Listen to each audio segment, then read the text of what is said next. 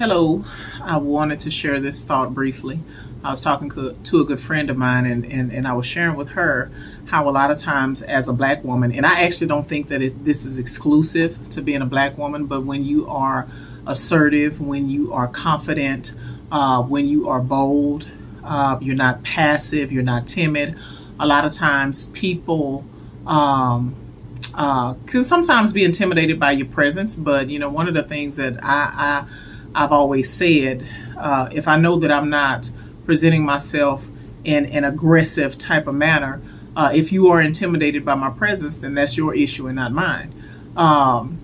But in addition to that, I was saying that a lot of times people have already made up in their mind who you are before they even know you. And specifically being a black woman, having those characteristics of being assertive and being confident, you are labeled in a certain way. You are labeled to be aggressive and bitter and confrontational and argumentative. And that's not so in a lot of cases. I know it's not so in my case. And so the other aspect of that, which is the primary aspect of that, is not necessarily how people see me, or the fact that I am a black woman, or the fact that, people have already labeled me. But the primary perspective that I choose to have is that I'm a child of God first. Okay. And so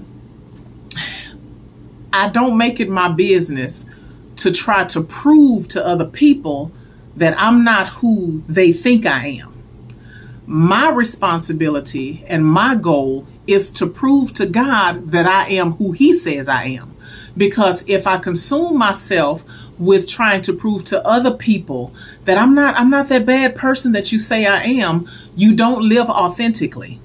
And it becomes more about what they think about you than what God knows about you.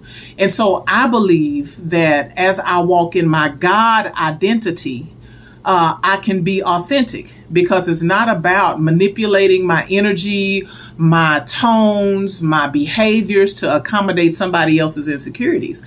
This is just simply about me being the person that God has called me to be.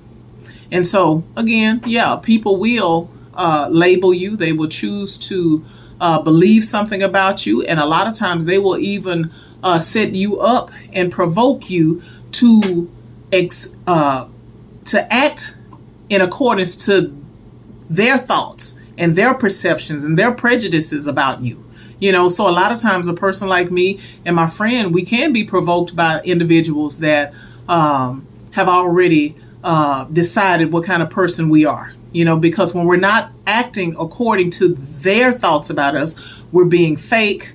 We're just pretending because we're at church, we're at work, or whatever the case may be. But that's not true. When you are a child of God, the goal is to prove to God that I am who you called me to be, who you have called me to be, and who you continue to call me to be. I'm not going to become a puppet to accommodate people's insecurities or their prejudices or their labels. I won't do that. I just choose to be who God called me to be. And if you can't deal with that, then, again, I don't want to sound dismissive or inconsiderate, but that will be your problem and not mine.